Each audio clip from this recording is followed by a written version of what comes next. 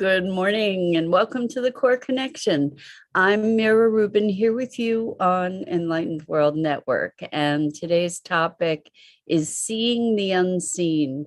And really what we're going to be talking about is those revelatory moments when all of a sudden our perception shifts or our context shifts and we have an experience of seeing something for the very first time, something that may have been there all along, but we just didn't even recognize it. So I think that'll be a fun conversation. But before we get started, let's take a minute or two to get present. Let's take a deep breath in through your nose and hold it. And imagine clean, crisp oxygen flooding your lungs, flowing into your bloodstream, nourishing all your cells, all your organs, bringing vital life energy to your body and being. And as you exhale, exhale any tension, stress, negativity, fatigue. And now let's take another deep breath in through your nose and hold it. This time, imagine brilliant, bright light lighting you up from the inside out, illuminating, electrifying, energizing all your cells, all your molecules, your electrons, creating this brilliant beam of light from your heart out into the world. And now let's, as you exhale, release any remaining tension, any remaining stress, negativity, fatigue. And now let's place our palms together and softly rub your fingers against your palms to feel the tingling, the tickling, that wonderful, wonderful sensation, and allow that sensation to bring you present right here, right now, into this remarkable physical form that enables us to experience life. Welcome, welcome, welcome. Good morning, Rosalind, and good morning, Gia. So great to have you ladies here with us this morning, and welcome to everybody else who's joining us.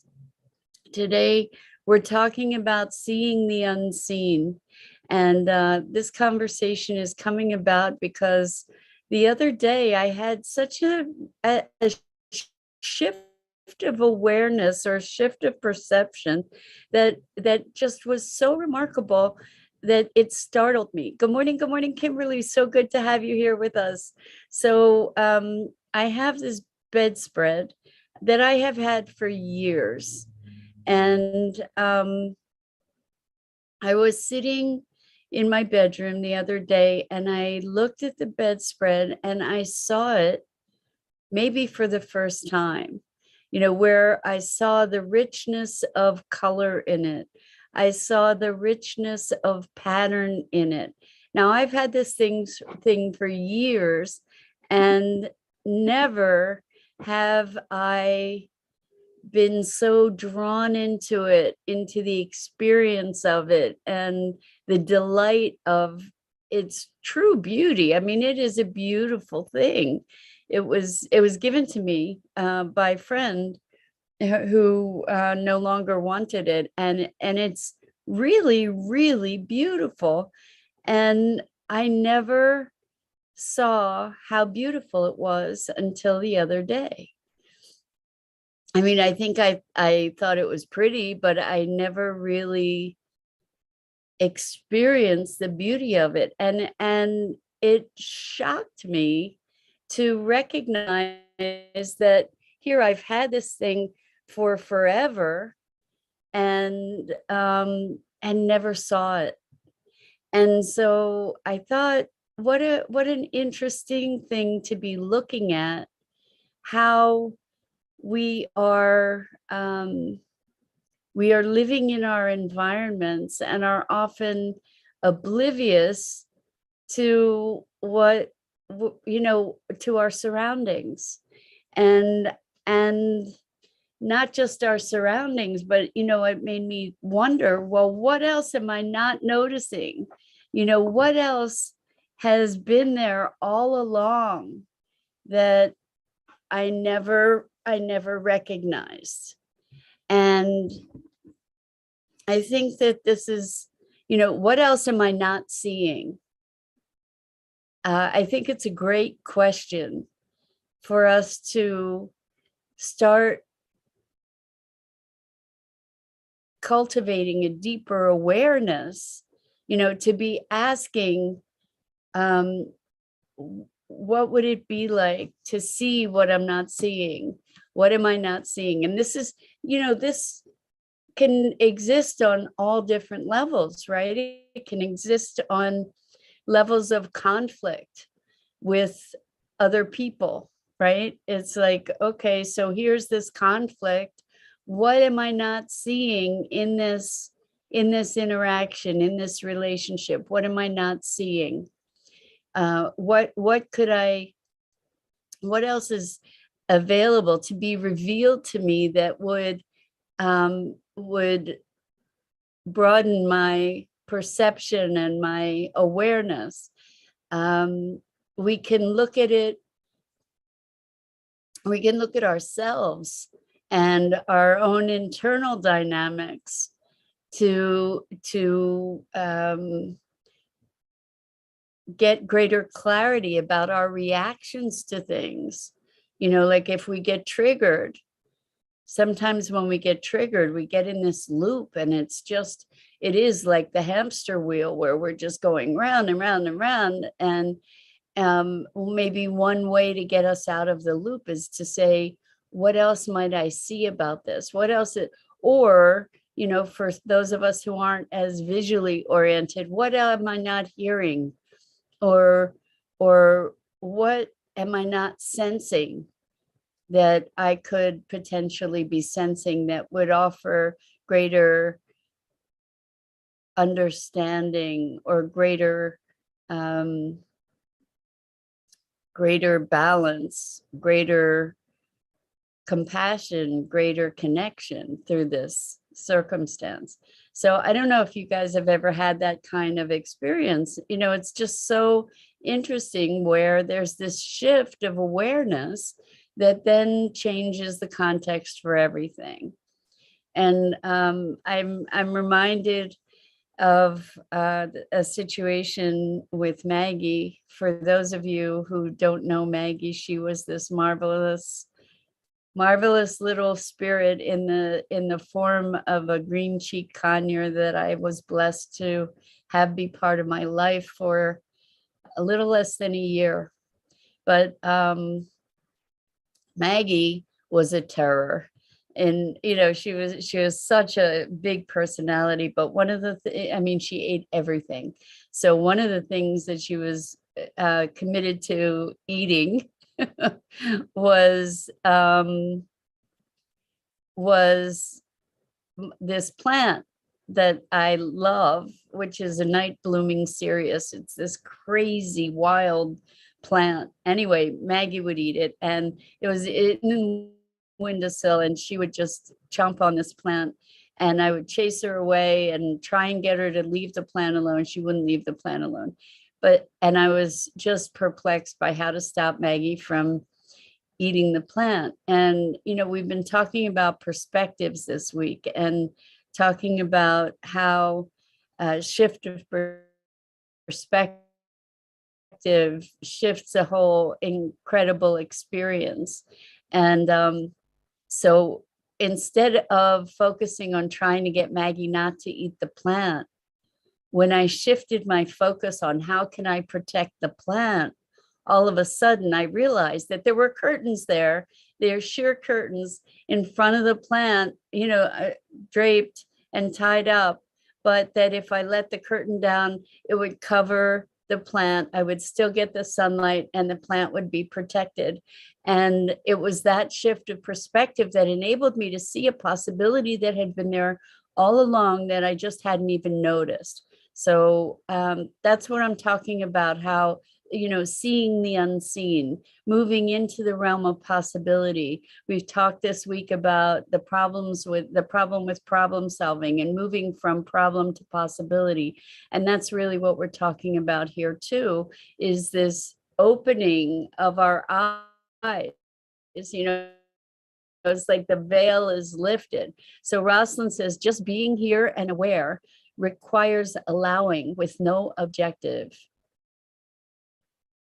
I think that what you're saying, there's a really important key in what you're saying, Rosalind, and that is to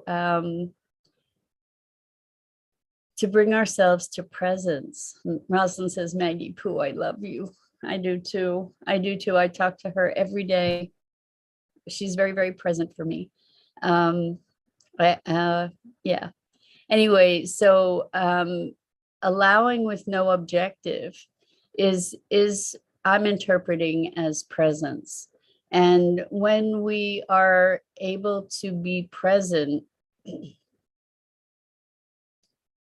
without agenda in a given moment, then things are revealed to us, our experience of life, our experience of our surroundings, our experience of our beingness shifts. It shifts because we're free from the projections, or we're freer from the projections that we impose on everything around us, on our experience. Good morning, Elaine. Wonderful to have you here with us. We are talking about seeing the unseen. What is it? Lifting the veil, so to speak. There's a wonderful, wonderful painting by Salvador Dali of this child who is lifting up the edge of water and looking underneath to see the fish that are there, and whatever else is beneath the surface. And it makes me think of this lifting of the veil, where we are gifted access to a fuller dimension of experience. And I think that this occurs when, as you alluded to, Rosalind, when our preconceptions are stripped away, that we can be receiving. So allowing, as you said, Rosalind, and receiving. And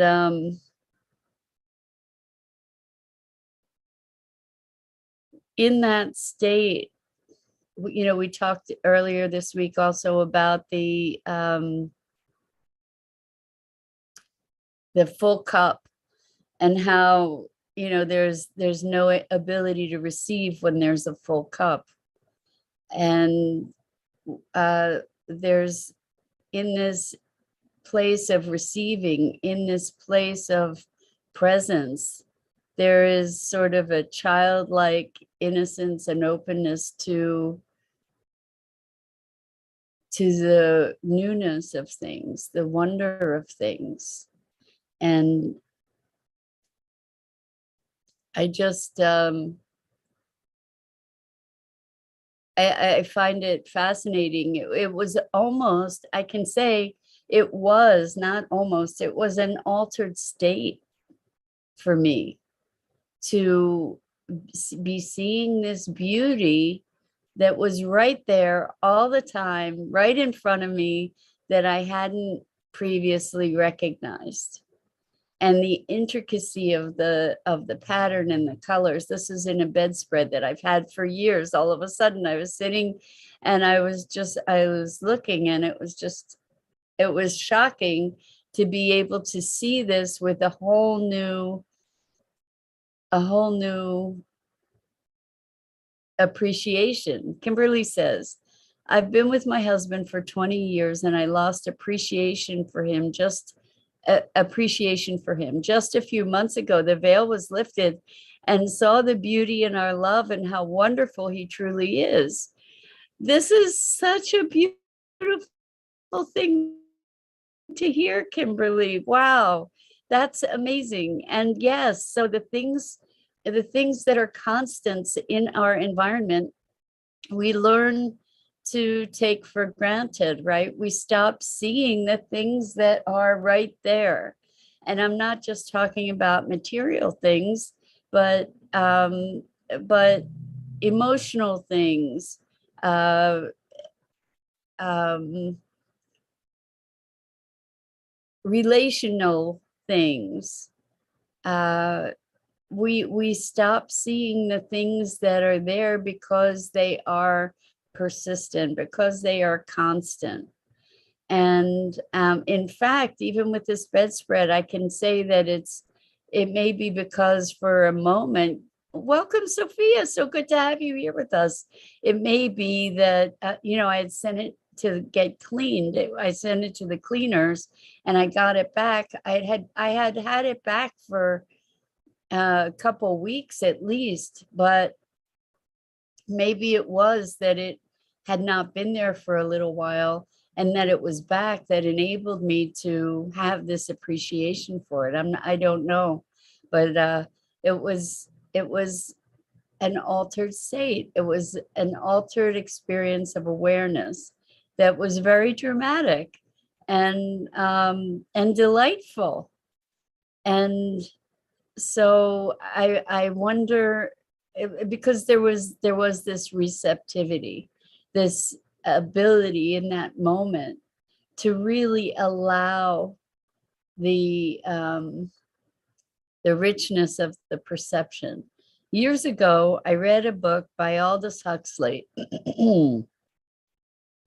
and it was about altered state that I think it was brought on for him through experimenting with mescaline or some hallucinogenic substance. I'm not certain, but he was talking about the doors of perception and talking about how rather than the mind being something that is perceiving everything and here to glean all this information, that instead perhaps it was a filtering device that filtered out a lot of information so that we would be able to survive. Because if we allowed ourselves to be completely immersed in the wonder of our universe, we might forget to eat, we might forget to sleep. We would be so entranced by the sensations and by the sensory input that we would never do anything, including eat. So, it's an interesting thing when we've been talking about habits. And I think that we have a habit of seeing.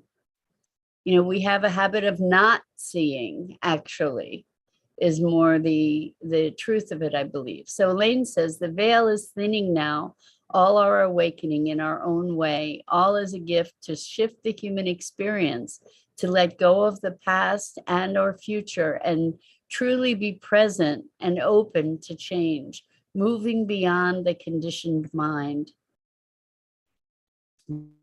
That's what this is all about, 100%, Elaine, that we are approaching a radical shift in collective consciousness. And I think so many of us can feel it. We feel this lifting of the veil. We feel the rumblings. Culturally, certainly there are lots and lots of rumblings. There's a heightening of energetic state. If humans were molecules, we can feel the human environment vibrating at a higher energy state. And we know that quantum shifts, what's happening is energy gets put into the system, and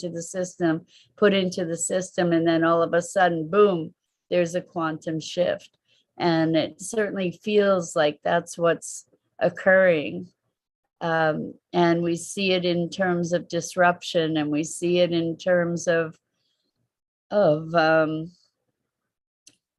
geopolitical events. We see it in terms of climate. We see it in terms of nature. It's pretty much the evidence of this increasing energetic state seems to be everywhere as we look around. Rosalind says attention and prolonged awareness requires background of silence to be experienced.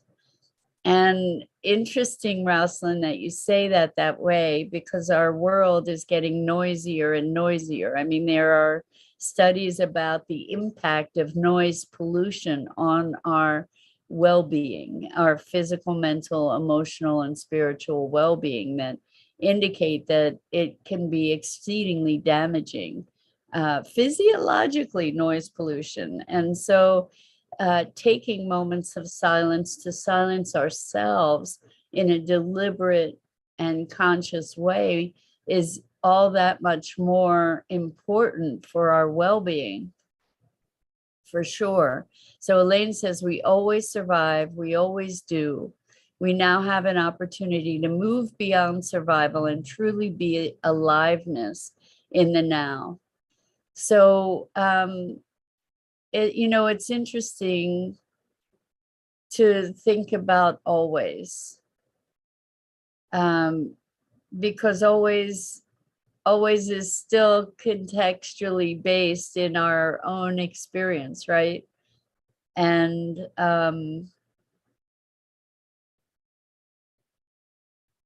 I think we can say that life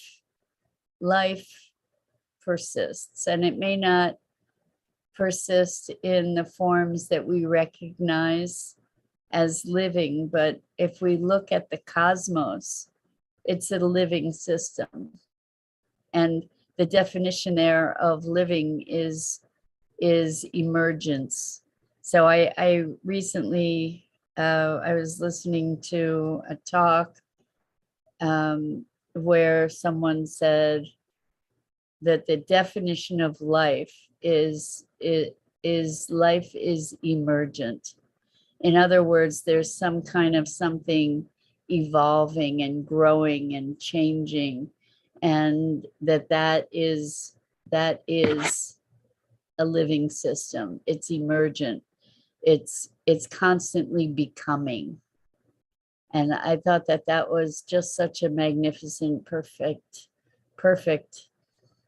definition. So Elaine says, silence is not the absence of noise, it is the essence of awe.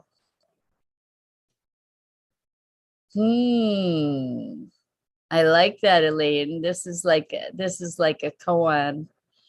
Silence is not the absence of noise, it is the essence of awe. And if we fall into that,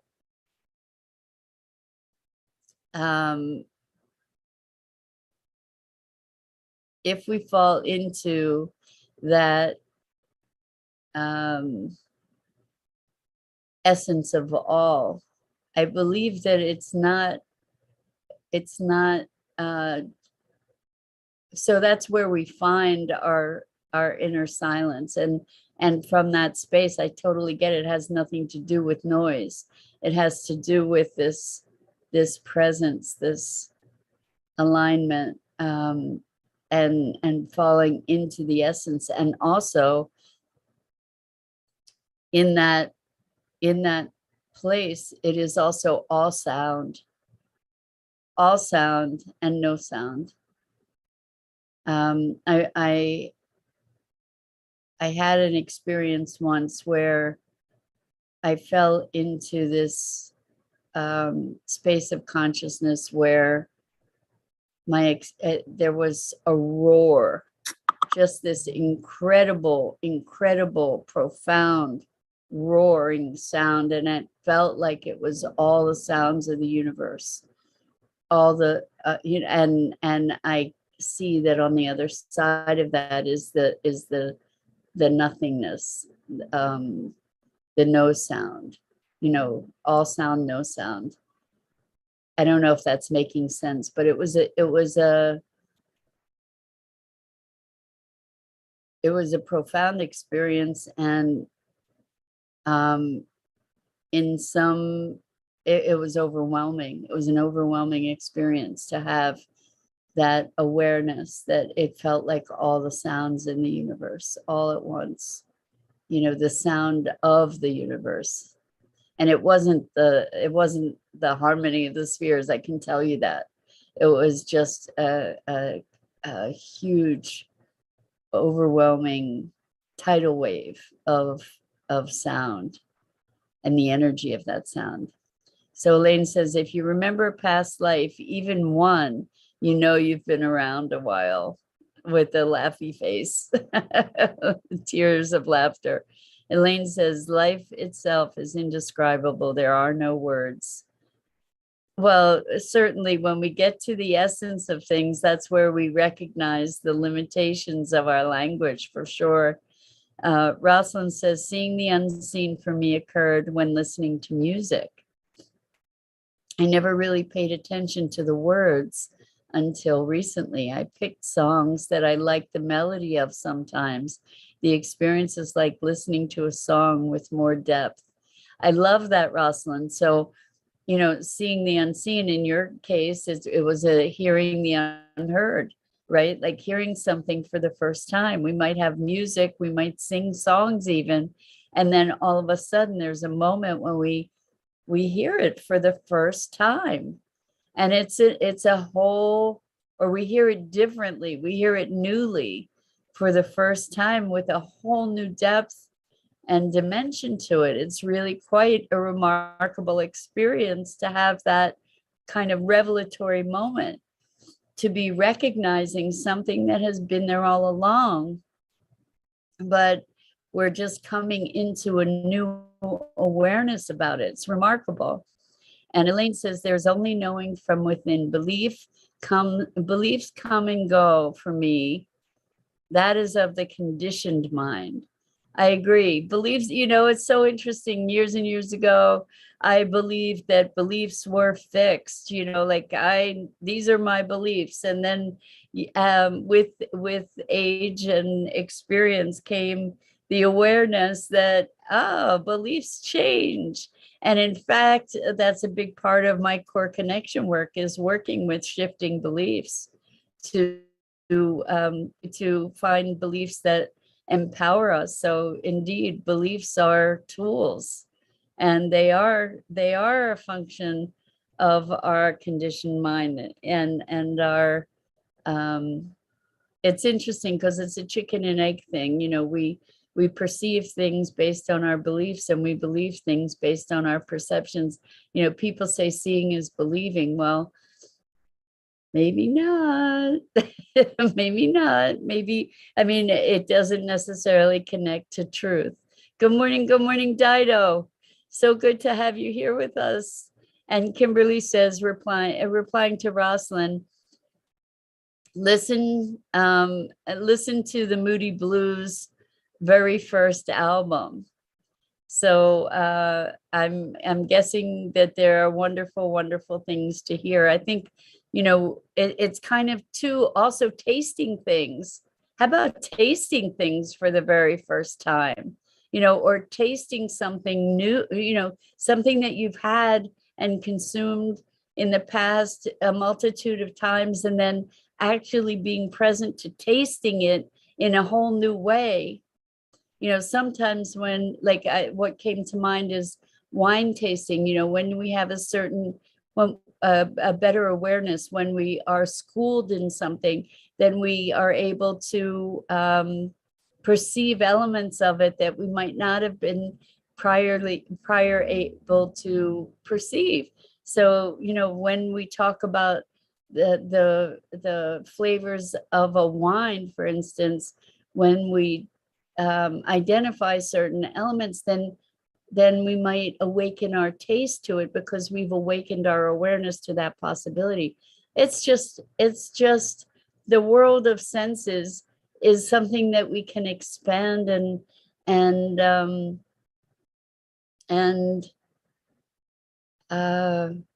as we expand those sensory experiences, we expand our awareness, and as we expand our awareness, we can expand our sensory experiences. Elaine says, shifting and awakening is part of the freedom, freeing oneself up to experience more of one's true self beyond fear. And there is no fear in our true self. And that's my addition. But absolutely, it is about freedom. And freedom is about stripping away or releasing